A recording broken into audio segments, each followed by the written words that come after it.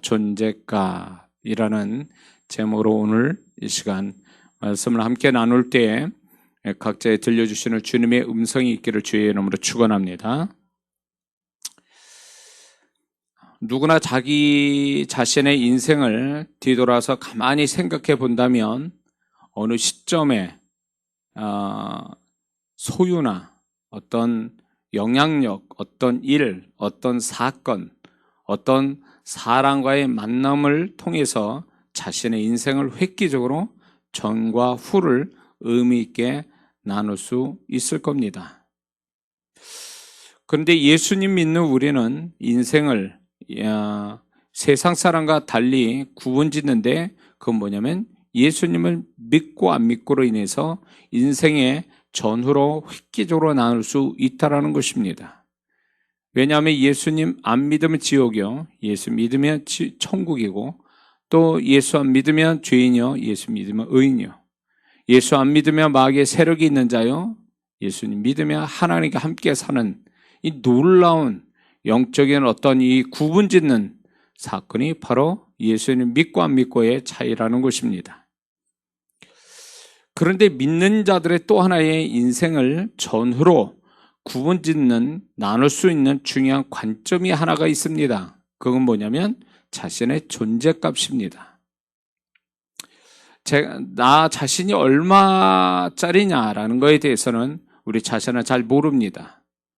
근데 우리가 이제 그런 것들을 유추해 볼 수 있는 것은 세상에 이렇게 연예인들이나 운동선수들의 몸값이라는 게 있죠. 그런 걸 통해서 사람도 값으로 매기고 있다는 걸 보면 그건 또 하나의 영적인 세계에서 하나님이 우리를 어느 값을 매기고 있다는 하나의 상징적인 모습이 될 수 있습니다. 우리는 분명히 예수님 믿으면 예수님의 핏값이란 핏값이 바로 예수 믿는 자의 어떤 값입니다. 그런데 예수 믿은 다음에도 그 존재값은 차이가 생긴다는 것입니다. 단지 신앙 연수로 인해서 차이가 생기는 게 아니라 분명히 그 사람이 지 존재값은 분명히 존재하는데 그 존재값이 높으냐 낮으냐의 차이는 분명히 예수 믿는 사람들 속에서도 있다는 걸 우리 잊지 말아야 됩니다. 한 예로 예수님께서 소자에게, 작은 자에게 냉수 한 그릇 주는 것도 결단코 상을 잃지 않는다. 상을 주신다는 얘기입니다. 그 상 하나의 차이가, 냉수 한 그릇 주는 그 상 하나의 차이가 존재값의 차이가 될 수 있다는 것입니다. 그리고 존재값의 차이를 알 수 있는 또 하나의 주님의 말씀 속에 이런 게 있습니다. 내 마지막에 네 말로 인하여 네가 의롭다함을 얻고 네 말로 네가 정죄함을 받는다 라는 말씀도 있습니다. 그걸 통해서 알 수 있는 것은 그 말 자체, 발설된 말 그것이 또 하나의 존재값을 만드는 하나의 원인이 된다는 걸 분명히 얘기하고 있습니다. 그러므로 말로 인해서 존재값이 높아지기도 하고 낮아진다는 걸 얘기하고 있습니다. 곳곳에 예수님의 비유 속에 일꾼의 비유가 들어갑니다. 일꾼의 비유를 보면 이제 우리가 흔히 아는 것처럼 마태복음 25장에 달란트 비유가 있습니다. 5달란트, 2달란트, 1달란트 동일하지 않죠. 그 각 재능마다 그 달란트를 맡겼다고 합니다. 주인이. 이 비유 속에서도 보면 차이가 있다라는 겁니다. 분명히 그 차이는 존재값의 차이일 것입니다. 5달란트 받을 만한 사람은 또 5달란트 받을 만하고 2달란트, 1달란트는 다 그 사람이 각각 주인이 판단하여 존재값, 그 사람에게 맡길 만한 분량을 줬다는 것은 그만한 존재값을 의미한다는 거죠. 분명히 성경 곳곳에 주님의 비유 속에서도 보면 분명히 존재값은 존재하고 있습니다. 예수님의 제자들을 보면 하나님이 또 기록해 놓을 때, 제자들을 기록해 놓을 때 제일 먼저 나오는 제자가 베드로요, 마지막에 나오는 제자가 가룟 유다입니다. 그런 이런저런 걸 보면 분명히 하나님은 차별을 두고 있다는 것입니다. 그 차별은 결국 뭐냐면 존재값의 차이라는 것을 우리는 잊지 말아야 됩니다. 세상에서 내가 많은 사람들이 또 직급에 따라 일할 그 회사에서 직장에서 일할 때 월급 차이가 생기죠. 그리고 직급에 따라 월급의 차이가 생긴다는 건 하나의 세상이 기준 둔 존재값일 겁니다. 세상도 그렇다면 하나님 앞에서도 분명히 그 사람마다의 존재값이 존재하고 있는 것을 우리는 잊지 말아야 됩니다.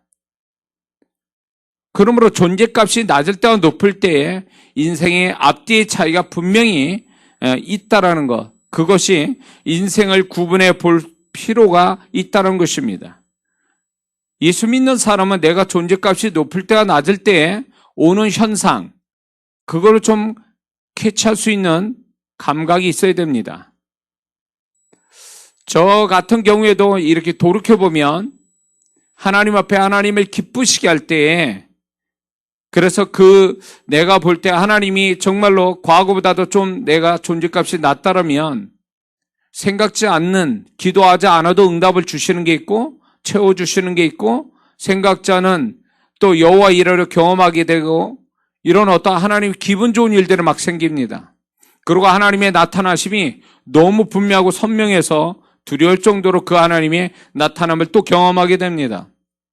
그런데 존재값이 내 스스로가 낮아졌다고 생각할 때는 여러 가지 불미스럽고 그리고 안 좋은 일들이 계속 연속으로 생기는 걸 경험하게 돼요. 그 모든 것들을 하나로 이렇게 왜 그럴까, 왜 차이가 날까에 분명한 하나는 존재값의 차이라는 겁니다. 존재값이 높으냐 낮으냐에 따라서 그 사람이 하나님이 대하는 태도가 다르시고, 그 사람이 만나는 현장이 다르고 또 상황이 다르고 사건이 다르다는 것입니다. 그러므로 예수 믿는 사람들은 자신의 삶에 그게 다 우연인 것처럼 생각해서 안 됩니다. 불미스럽고 좋은 일, 이런 것들이 다 어쩌다가 그렇게 생긴 일이 아니라 그것을 하나의 자신의 존재값에 적용을 해보면 틀림없이 그게 정답이 될 수 있다는 걸 잊지 말아야 됩니다. 제 삶을 이렇게 돌이켜보면 제가 주님께 27살에 헌신하고 신학교 가겠다라는 그때와 그 이전은 완전히 차이가 또 납니다. 뿐만 아니라 제가 30에 개척을 하게 됐는데 한 교회를 맡아서 교회를 섬기는 목사가 될 때하고 또 그 이전하고 또 차이가 있습니다. 뿐만 아니라 제가 42살에 43살에 이제 하나님의 능력을 받고 또 주님을 깊게 만나는 가운데 교회 바깥에 사역으로 나갈 때 그 이전하고 또 차이가 또 생긴다는 거죠. 분명히 이 모든 것들이 제 개인의 인생을 돌아봐도 그 모든 차이는 결국 존재값의 차이에서 나타났다는 것입니다. 그러므로 예수 믿는 사람들은 어떤 자기의 재능이나 어떤 자기의 능력, 열심, 지혜 가지고 자기 인생을 구분짓는 게 아니라 예수 믿는 사람은 분명히 자신의 존재값으로 한번 자기의 인생을 대입해보면 그 존재값에 의해서 차이가 있다는 걸 발견하게 될 것입니다. 요셉이 그랬다는 거예요. 요셉의 인생을 존재값으로 나누게 되면 크게 두 파트로 나누게 됩니다. 하나는 아버지 집에 있을 때 존재값과 또 하나는 애굽에 팔려나간 후에 존재값으로 요셉의 인생은 나누어지게 됩니다. 우리가 다 아는 것처럼 요셉이 아버지 집에 있을 때 요셉의 존재값은 굉장히 낮았습니다. 물론 아버지 입장에서는 요셉의 존재값이 일방적으로 높았지만 10명의 형들에게는 요셉의 존재값은 굉장히 낮았습니다. 또한 그때 당시 요셉이 하나님과의 관계로 비춰볼 때, 또 그의 행실로 볼 때 하나님 앞에서 존재값이 낮아졌을 것입니다. 그러므로 요셉의 존재값은 객관적으로 사랑과 하나님 앞에서 낮은 존재값을 분명히 아버지 집에서는 갖고 있었습니다. 이 낮은 존재값이 결국 요셉의 낮은 존재값이 뭘 가져왔습니까? 형들에게 미움을 받고 형들에게 의해서 죽임을 당할 뻔하다가 노예로 팔려나가는 상황이 생깁니다. 이거는 요셉의 낮은 존재값에서 생긴 불행이에요. 이거는 요셉 스스로가 자기 자신을 낮은 존재값을 만들었을 때 생긴 자업자득이라는 것입니다. 그러나 요셉의 반전 인생이 생기는데 그 후에 노예로 팔려 있을 때 그때 요셉은 또 반전의 인생이 여기서 생깁니다. 뭘로 반전이 되냐면 결국 이 요셉은 존재값으로 반전을 가져옵니다. 그런데 놀라운 것은 요셉이 노예로 있을 때 상반된 존재값을 가지고 있었습니다. 상반된 존재값이라는 건 뭐냐면 요셉이 노예 신분으로 보면 노예 신분으로 객관적 세상적으로 존재값이 낮았지만 노예 신분이기 때문에 그러나 그는 마음이나 신앙이나 하는 일로서는 존재값이 높았다라는 것입니다.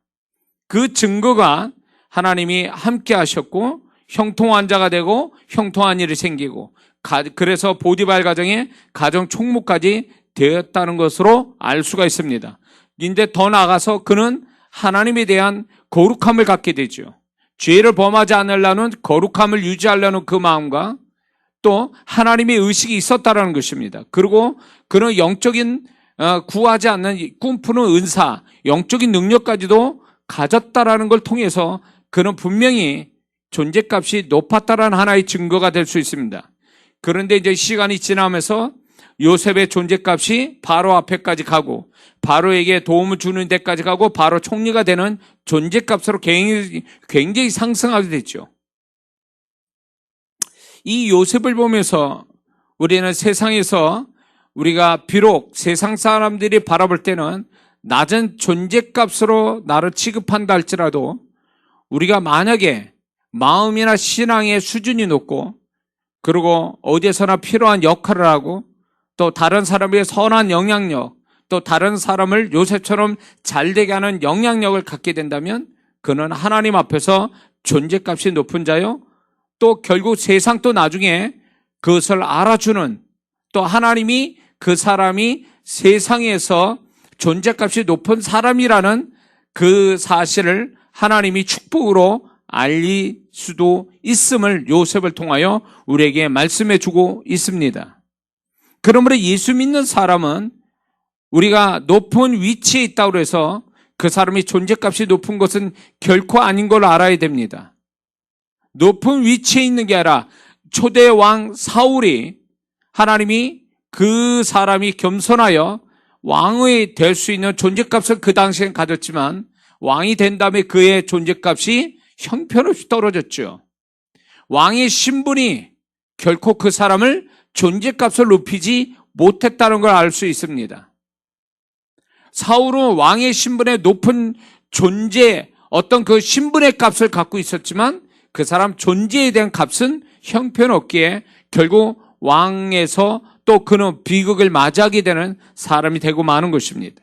그러므로 예수 믿는 사람이 세상 사람같이 높은 위치에 어떤 세상적 영향을 끼치는 어떤 그런 위치에만 가기를 원하고 또 많은 돈을 받는 그것을 굉장히 자기 인생이 성공한 것처럼 생각한다면 그거는 잘못된 생각이라는 거죠. 예수 믿는 사람은 하나님이 그 사람마다 예수 믿는 사람마다 존재값을 정하십니다.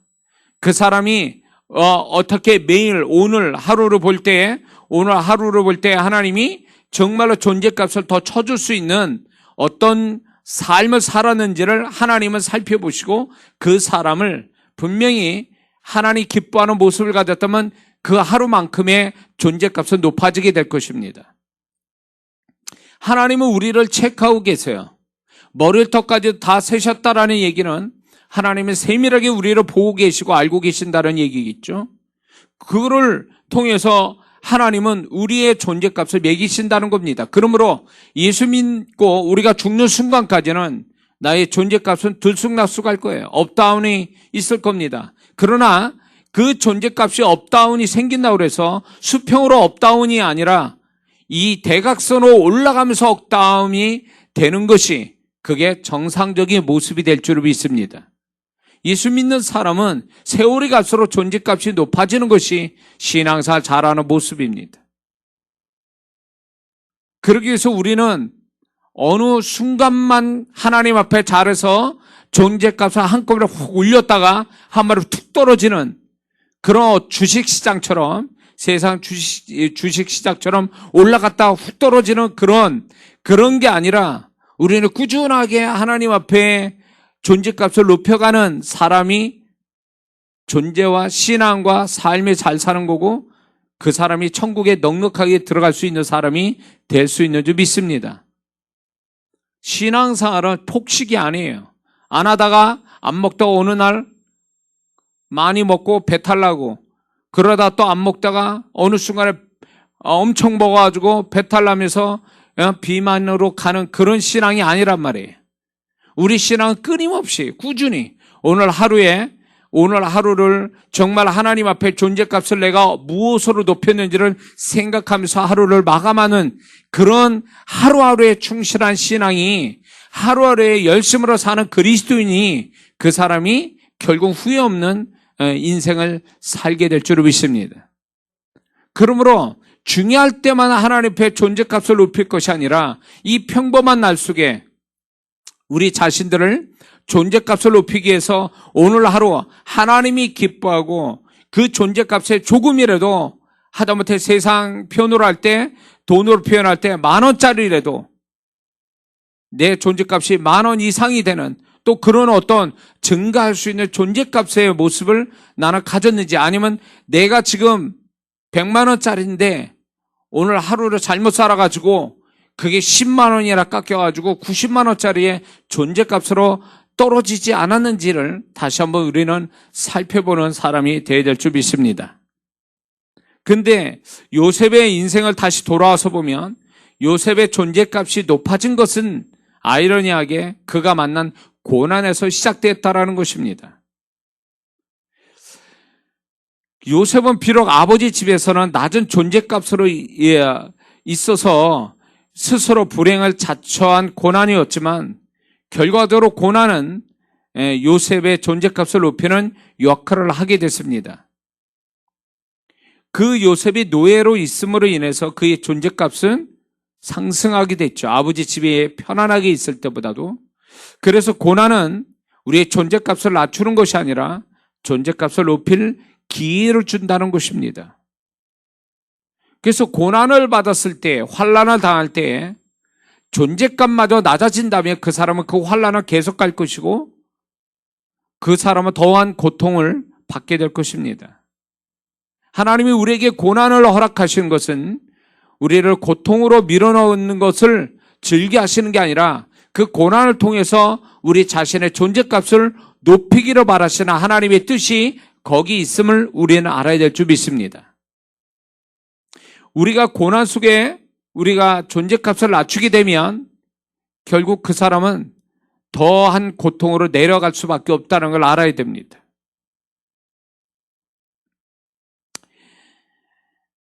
그러므로 요셉처럼 고난을 통해서 존재값을 높일 때 비로소 고난에서 탈출할 수 있는 기회가 오고 하나님이 축복하시는 계기를 만드는 사람이 될 수 있는 줄 믿습니다. 요셉은 결국 존재값으로 고난을 탈출했습니다.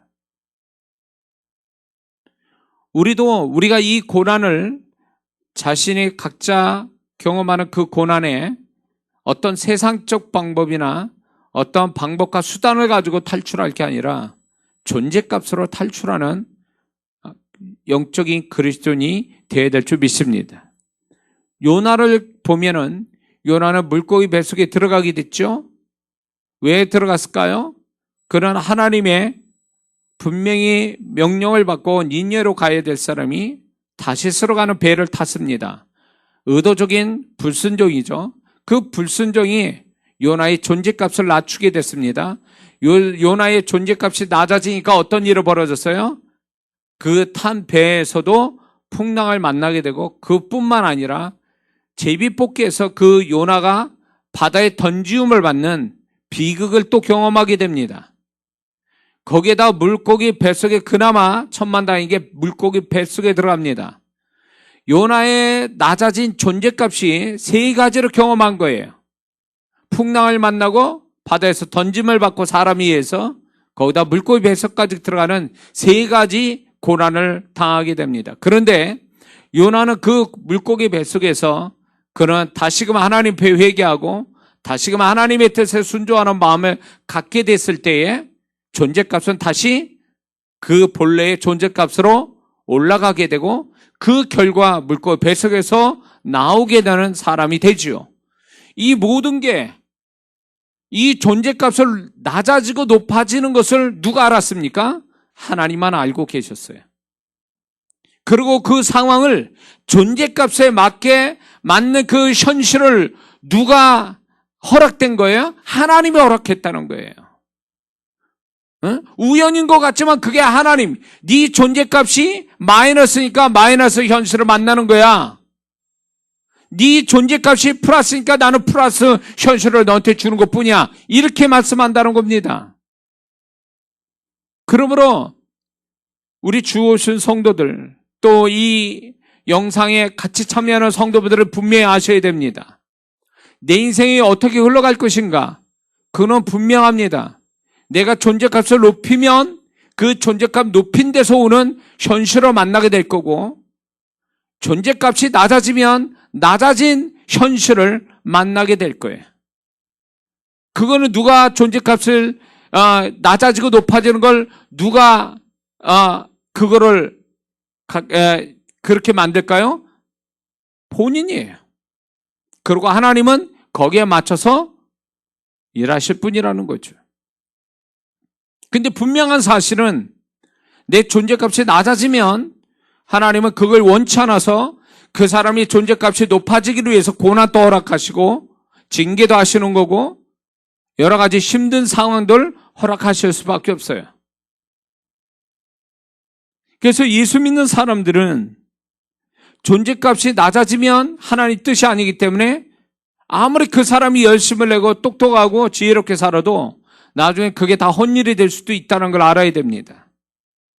존재값이 높아지면 높아질수록 하나님이 그 사람과 그 사람의 관계된 걸 다 하나님이 보호하시고 지키시지만 존재값이 낮아지면 낮아질수록 하나님이 책임지지 못한다는 것입니다.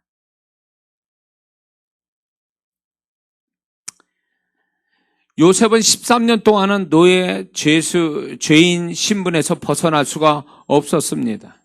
그것처럼 우리는 언제 끝날지도 모르는 코로나의 노예로 지금 잡혀서 지금 고생하고 있습니다. 근데 코로나가 아니더라도 우리 각자는 자기 자신을 괴롭히는, 우리를 고통스럽게 만드는, 또 그래서 그거를 그 사람을 잡고 있는 것들이 있습니다. 요셉에게 노예와 죄인이라는 신분이 그를 괴롭히듯이 많은 사람들이 재정, 사람 관계의 문제, 일 문제, 어느 사건, 어느 상황에 대한 문제, 어떤 중독의 문제, 이런 것들이 코로나처럼 우리 자신들을, 또 자기 자신을 잡고 있는 것들이 있습니다. 그래서 거기에서 헤어나지 못하는, 요셉이 노예와 죄수 신분에서 헤어날 수 없듯이 헤어날 수 없는 것들이 있어요.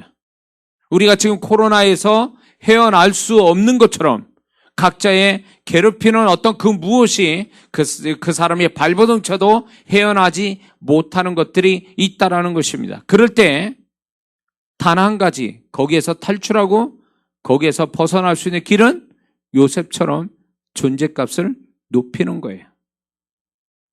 이것만이 해결책이에요.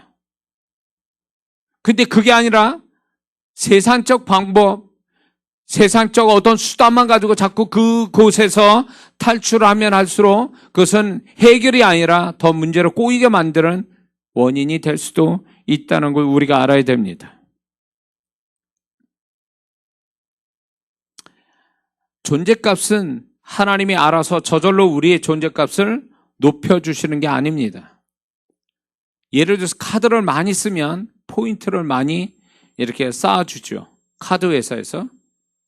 많이 카드를 많이 쓰면 포인트가 많아지는 것 같이 신앙 연수가 많다고 해서 저절로 존재값이 많아지는 게 아니에요. 그래서 조심해야 될 게, 신앙사 오래 한 사람들 조심해야 됩니다. 본인이 신앙 연수가 많다서 그래서 직분을 맡았다 그래서 그 사람이 하나님 앞에 존재값이 높은 사람은 절대 아니라는 거 이거 알고 사셔야 됩니다. 제가 집회를 그렇게 많이 다니면서 많은 교회 실상을 보게 됐어요. 그럴 때 제가 공통된 게 하나를 발견하는데 안타까운 게 뭐냐면 그 교회에서 오래됐다는 분들이 내가 영적인 눈을 열어 볼 때에 존재값이 질 낮더라 그 얘기예요. 낮은 분들이라 그 얘기예요. 그러면 차라리 신앙사 오래 했다라는 거 신앙 어떤 그 존경받는 직분을 가졌다는 게 그분들한테 독이 되고 있는 겁니다. 하나님의 판단을 몰라요. 하나님이 자신을 어떻게 생각하는지를 몰라요. 이미 저의 이 목사 안에서는 이미 하나님이 가르쳐 주시고 말씀하고 있고 느끼고 있는데도 본인은 전혀 모르고 있어요. 그게 얼마나 비극인지 알 수가 없어요. 본인만 몰라요. 존재값이 얼마나 낮아진 상태로 있는지를 몰라요.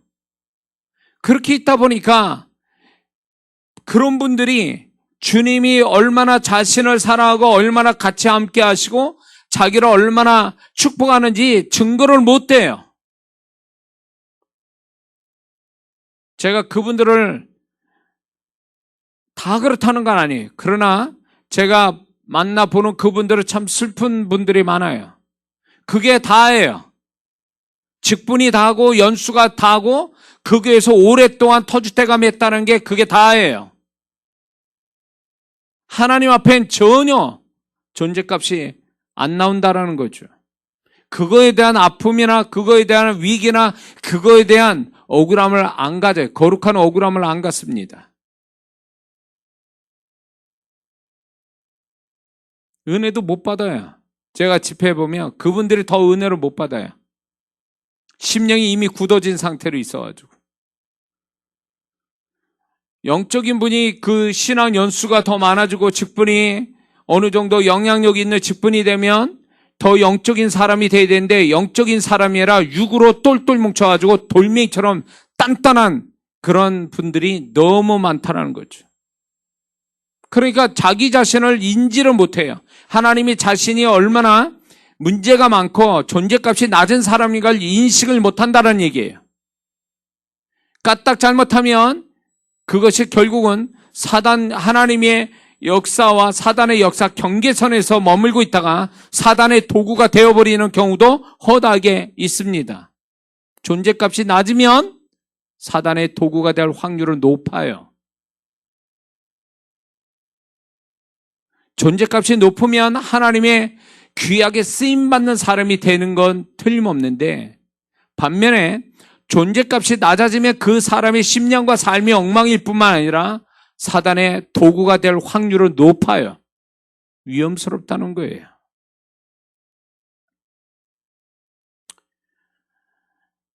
아브라함이 하나님께서 택하신 사람이고 또 아브라함을 특별히 하나님이 사랑하셨어요.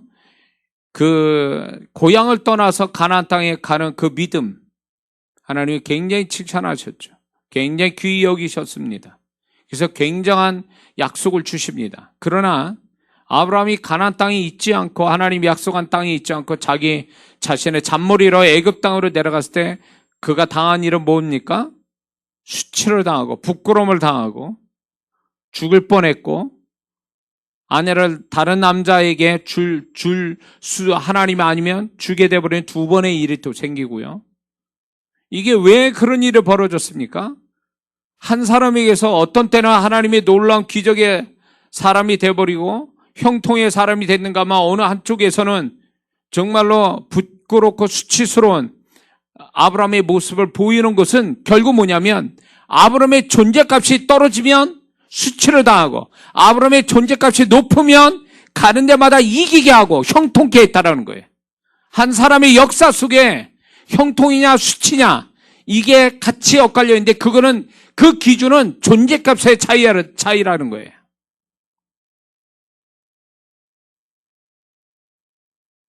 하나님은 그 아브라함의 4대의 집안을 하나님이 기록해 놓으면서 거기서 우리가 발견될 가장 중요한 어떤 주제는 존재값이에요. 이삭도 그렇고 야곱도 그렇고 요셉도 마찬가지예요. 존재값에 따라서 인생이 달라졌다는 얘기예요. 존재값에 따라서 하나님의 나타남이 달라졌다는 거죠. 아무리 말 잘하고 아무리 변명 잘하고 아무리 속이고 그렇게 해서 자신의 어떤 목표를 이루고 이득을 보고 그렇게 해서 잠시 잠깐은 자기가 뭔가 나은 것 같아도 존재값을 아시는 하나님은 결국 믿는 자의 삶은 결국 존재값에서 나오는 삶이기 때문에 하나님이 그 존재값을 계산하는 그 순간부터는 그 삶을 결정나는 거예요. 우리가 지금 잘 됐다고 잘 되는 게 아니에요.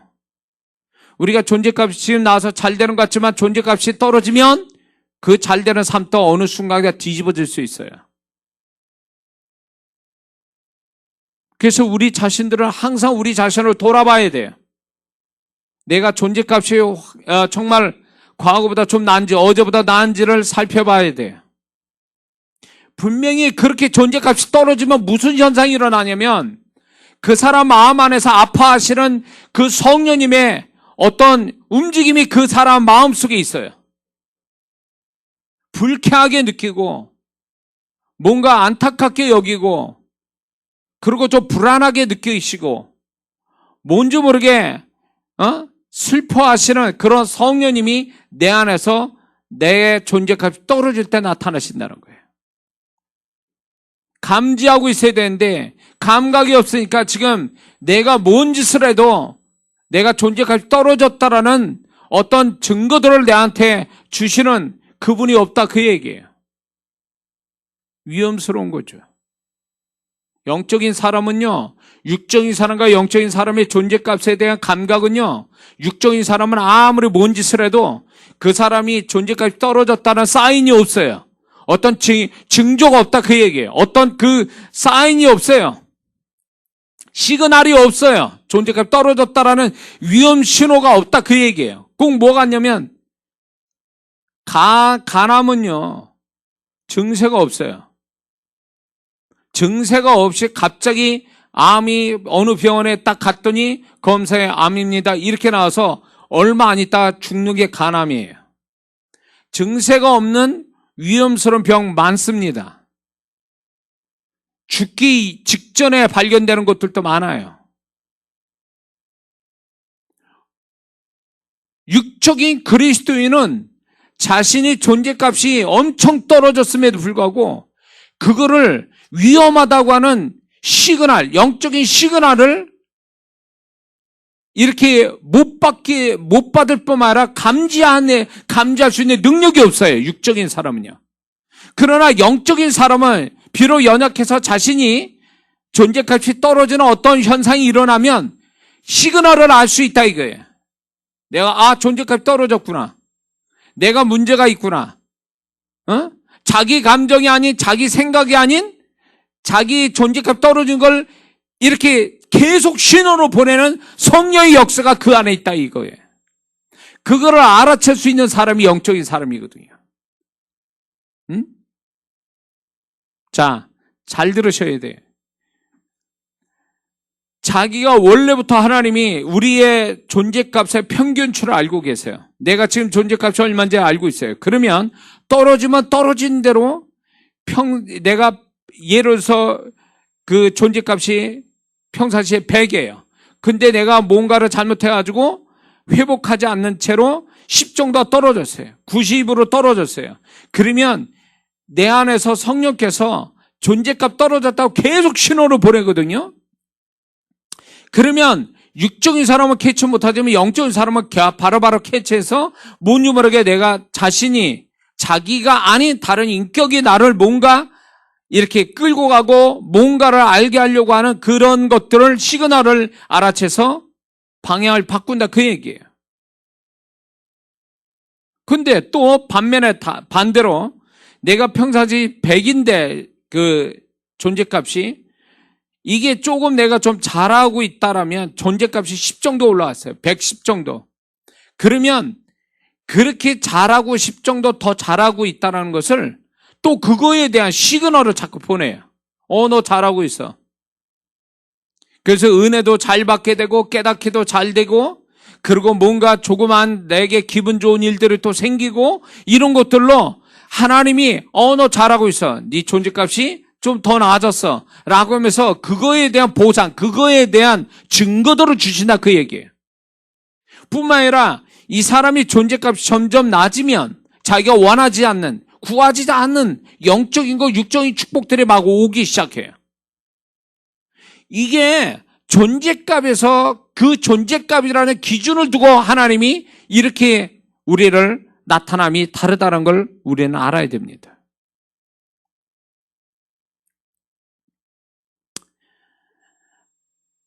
존재값은 하나님이 알아보세요. 사람은 몰라요. 나 자신도 모를 수 있어요. 그러나 존재값이 낮아질 때와 존재값이 높아질 때는 분명히 시그널로 알 수가 있어요. 우리 자신도. 요셉이 아버지 집에서 존재값이 낮으니까 결국은 그 낮은 존재값에서 불행한 일을 만나게 되고요.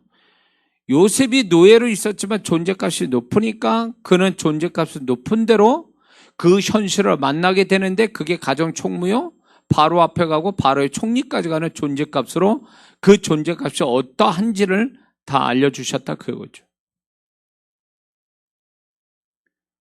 예수 믿는 사람의 인생은요, 내 노력과 열심으로 결정나는 게 아니에요. 만약에 자기 노력과 열심으로 인생이 결정난다면 진짜 잘될 사람 엄청 많을 거예요. 예수 안에서 열심히 한 사람 중에. 근데 그렇게 됩니까? 여러분이 예수 믿고 살았을 때 열심히 내고 지혜롭게 살아도 그것만큼 보상이 왔냐 말이에요. 우리의 인생은 우리의 열심과 지혜로 결정나는 게 아니라 하나님이 판단해서 하나님이 결정하는 거예요. 그래서 하나님이 결정하는 대로 내 인생이 만들어지는 거지, 내가 노력하고 열심으로 했다 그러면 그거는 그러면 하나님은 뭐예요? 그러면 나한테 그분이 나의 모든 것 되어주시고 나의 모든 결정권자인데 내 노력과 열심만 가지고 된다면 하나님은 무슨 역할을 할까요? 이건 예수 믿으나 불신앙을 가진 사람들의 사고방식이에요. 내가 노력과 열심히 착하게 살면 된다는 거. 그것 가지고 되는 게 아니에요. 하나님이 어느 정도 나를 인정해 주시고, 어느 정도 나를 기뻐하시고, 어느 정도 어떤 기준으로 나를 대하시는가, 그걸로 해서 내 인생이 결정나는 거지. 응? 그거지, 다른 걸로 내 노력과 열심만 가지고 하나님이 결정하시는 것은 아니라는 걸 우리는 분명히 알아야 될 줄 믿습니다. 그렇다면 요셉처럼 힘든 현실을 가지고 있을 때 우리 자신들도 요셉처럼 높은 존재값을 가지려면 어떻게 해야 될까요? 도대체 어떻게 해야 될까요? 여기서 우리가 분명히 알아야 될 게 하나가 있습니다. 그게 뭐냐면 요셉의 존재값이 저절로 올라간 건 아니라는 겁니다. 요셉이 노예와 죄수 신분으로 고통 속에 있을 때 그는 또 다른 또 하나의 수고를 했습니다. 그게 뭐냐면 자기 존재값을 세우는 수고를 했다라는 걸 잊지 말아야 됩니다. 우리는 흔히 그 성경의 창세기 39장 1절에서 5절을 보면 간단하게 요셉이 하나님과 함께해서 그가 형통한 자가 되고 형통한 일이 있다라고 이렇게 되어져서 그게 자연스럽게 간 줄은 알지만, 그리고 하나님이 요셉이 불쌍해서 그렇게 해주신 줄 알지만 절대 그렇지 않아요. 1절과 2절 사이에는 엄청난 간격이 있고 1절과 2절 사이에는 엄청난 변화가 그 안에 있었다라는 걸 알아야 됩니다. 존재값이 낮은 요셉이 존재값이 높은, 그래서 하나님이 함께 해주실 수밖에 없는 그런 사람이 될 때에 전제 조건이 뭔지 아세요?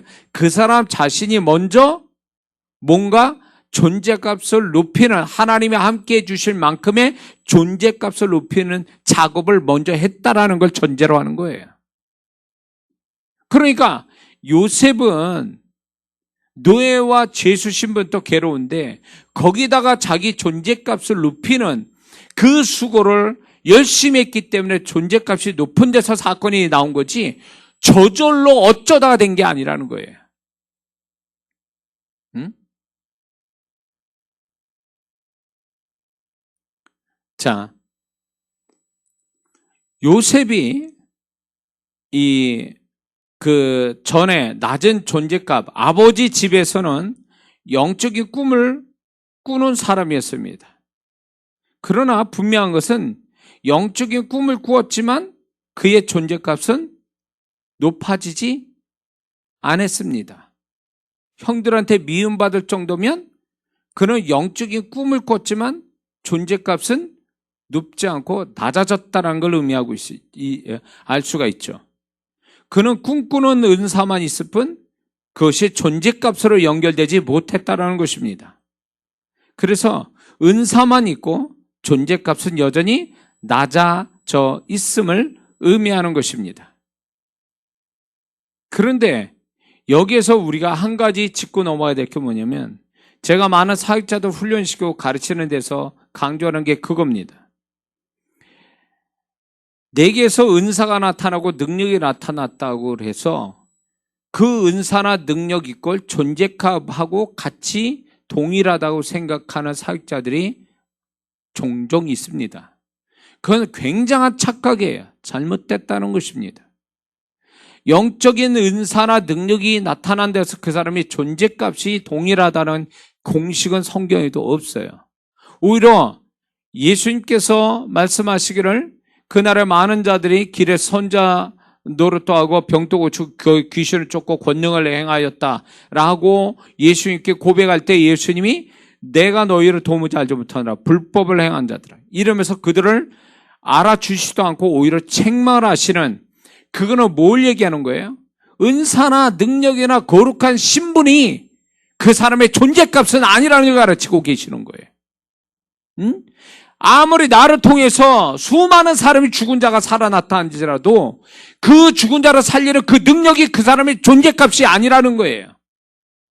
존재값은 그 사람의 내면 값하고 행위의 값이 합쳐진 게 존재값인데 이 내면의 값과 행위 값이 낮으면 아무리 그 사람이 죽은 자를 살리는 능력이 있어도 그 사람은 존재값은 낮은 자예요. 근데 많은 사역자들이 이걸 모르더라고요. 응? 그래서 굉장히 교만하고 하나님 또 마음대로 자기가 마음대로 조종하는 것처럼 생각하는 사역자들이 있다는 걸 정말 무섭습니다.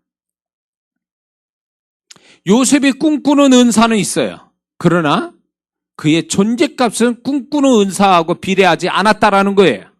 그러니까 형들한테 죽을 뻔한 거죠. 노예로 팔려나가는 거예요. 그런데 놀라운 거는 요셉이 나중에 꿈꾸는 은사가 아니라 꿈꾸는 은사가 왔다라는 얘기예요. 그걸로 해서 바로 앞에까지 가고 바로 총리가 되는 결정적 꿈푸는 은사가 왔는데 이거는 어떻게 왔느냐는 거죠.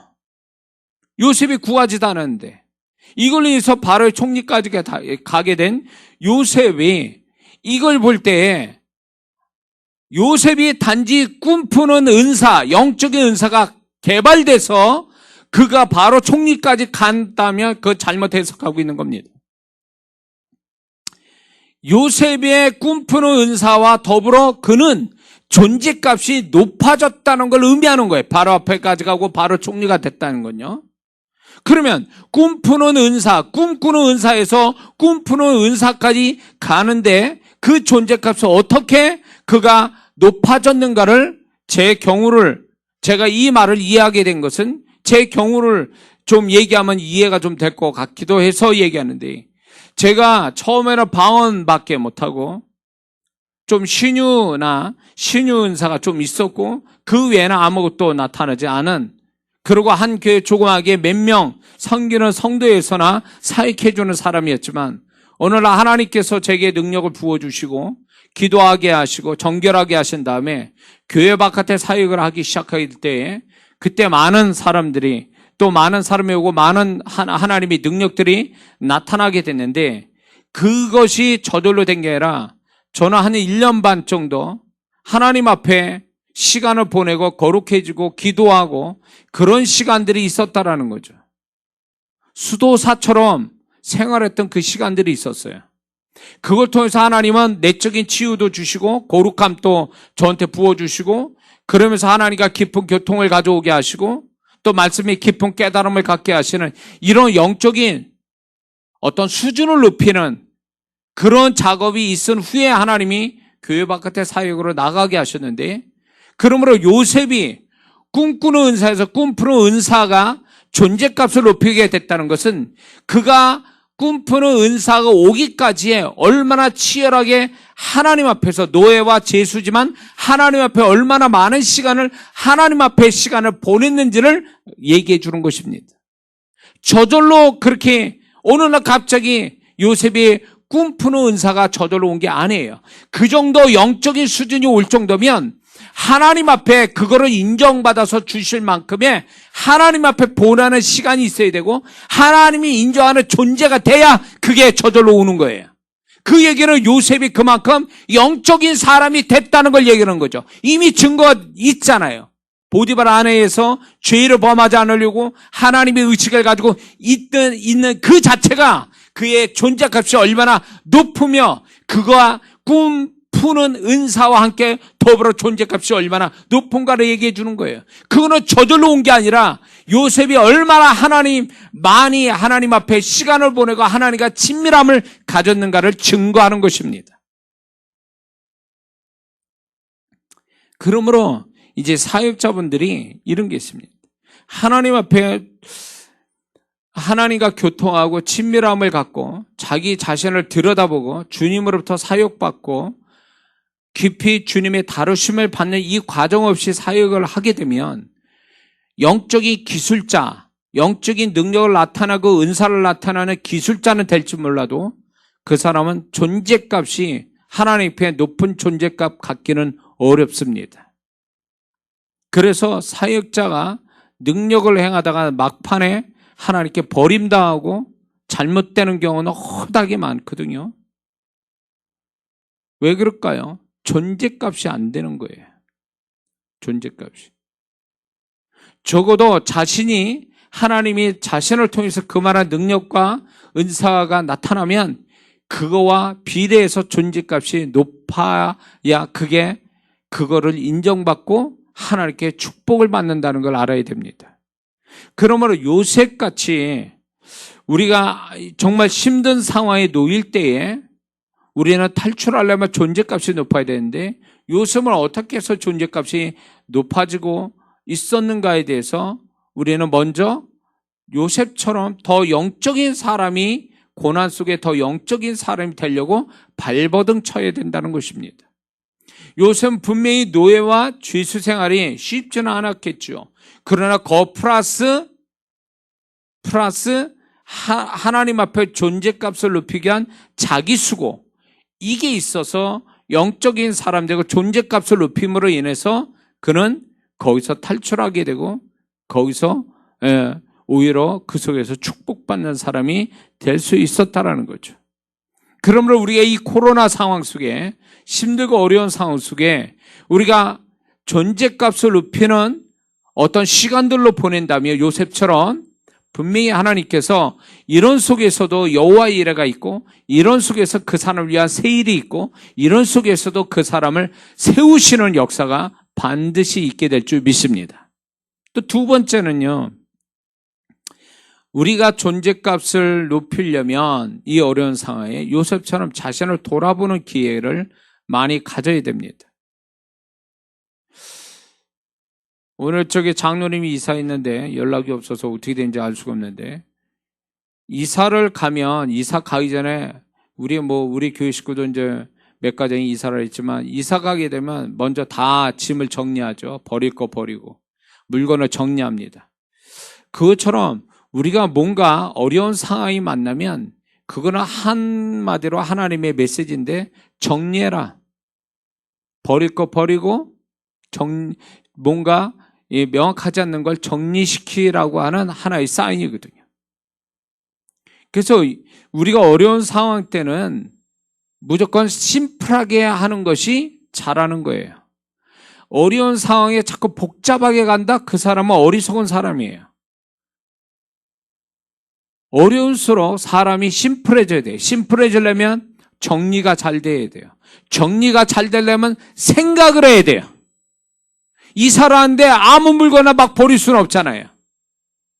생각하면서 이걸 계속 쓸지 말지를 생각하면서 정리를 하잖아요. 그것처럼 우리가 어려운 상황에 있으면 생각하고 생각 끝에 정리하고 정리해서 단순해지는 거. 이게 우리가 어려울 때 존재값을 높이는 하나의 요셉의 모습이 되는 거죠. 뿐만 아니라 요셉처럼 힘든 가운데 존재값을 높이려면 적어도 자기 자신의 현실을 긍정적으로 수용하는 태도가 굉장히 필요합니다.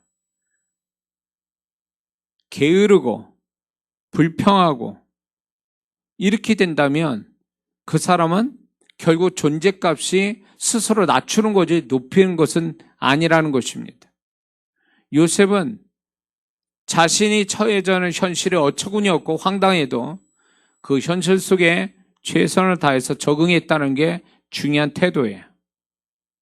우리가 아무리 어려운 상황 속에 있어도 그 상황 속에서도 그리스도인다운 모습으로 최선을 다하는, 정말 열심으로 살아가는, 긍정적으로 자기 현실을 수용하는 이 태도가 굉장히 중요하다는 거죠. 그 사람이 존재값을 높이는 거예요. 그런데 자꾸 상황 탓하고 환경 탓하고 사람 탓하고 목수가 장비 이렇게 일 못한 사람이 장비 탓하듯이 그렇게 탓을 하게 되면 그 사람은 존재값이 낮아지고 그 현실보다 더 낮은 현실을 가질 수밖에 없다는 거죠. 그러므로 요셉처럼 존재값을 높이려면 하나님이 인도하심을 믿는다면 자기 상황에 불편하고 요셉같이 힘들어도 그 상황을 긍정적으로 수용하는 태도, 그리고 더 나아가서 그 상황 속에서 오히려 선한 영향력을 끼치는 그 상황으로 간다면 그 사람은 그 존재값이 어려운 상황에도 존재값이 높음으로 거기에서 피할 길을 열어주시는 하나님의 은혜를 만나게 될 줄 믿습니다.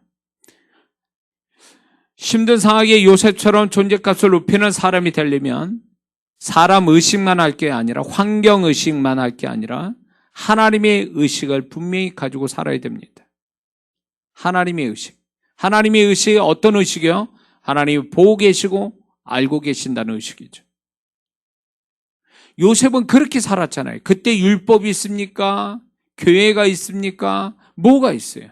그럼에도 불구하고 조상으로부터 배운 신앙을 가지고 하나님이 살아계심을 알고 계시고 하나님은 거룩한 분이라는 걸 알고 계시고 자신은 더 거룩해져야 된다는 걸 알고 그가 그렇게 행동했을 때 존재값이 지켜졌고 높아지고 있음으로 인해서 그의 인생이 달라지지 않습니까? 그런데 우리가 사람 의식, 환경 의식만 가지고 살다가는 그 사람 존재감 높아지지 않습니다. 사람 의식, 환경 의식 가진 사람은요, 절대로 하나님 의식 안 갖습니다. 이게 문제인 거예요. 하나님의 의식을 가져야 존재값이 높아지는데 하나님의 의식이 아니고 사람을 의식하고 환경만 의식하고 있는, 상황만 의식하는 것은 결코 그 사람의 존재값을 높이지를 못한다는 것입니다. 세상 사람처럼 요런껏 살아갈 수는 있겠지요. 손해 안 보고는 살 수 있지만 존재값은 떨어진다는 걸 알아야 됩니다. 요셉의 존재값은 하나님의 의식에서 나왔다는 거죠. 하나님의 의식을 하는 데서 존재값이 높아졌다는 것입니다. 그러므로 이 코로나의 어려움 속에 살고 있고 또 각자 나름대로 말 못할 어려움에 잡혀 있는 것들에 대하여 이 모든 것을 탈출할 수 있는 비결은 존재값을 높이는 거예요. 그러므로 이 코로나 상황 속에 믿는 자로 시작해서 안 믿는 자들이 좀 더 죄악을 버리고 존재값을 각자 높인다면 분명히 이 코로나 상황은 끝날 거라고 봅니다. 그래서 이 코로나 상황 속에 모텔이 안 되고 술집이 안 되는 거예요. 저는 한편으로 그건 잘 된다고, 그건 좋은 일이라고 봅니다. 왜냐하면 죄악이 그만큼 줄어드니까요. 술집이. 이런 것들이 다 그분들한테는 죄송스럽지만 사람들이 그렇게 어느 나라보다도 더 타락한 이 한국 땅에 이 코로나 상황이 안타깝지만 사람들이 더 정결해지고 그런 가운데 다툼이 줄고 그런 가운데 거룩해져 간다면 하나님이 분명히 그 존재값을 높이는 이 대한민국, 또 믿는 자들이 존재값을 높인다면 하나님의 긍휼하심은 분명히 있을 거라고 봅니다.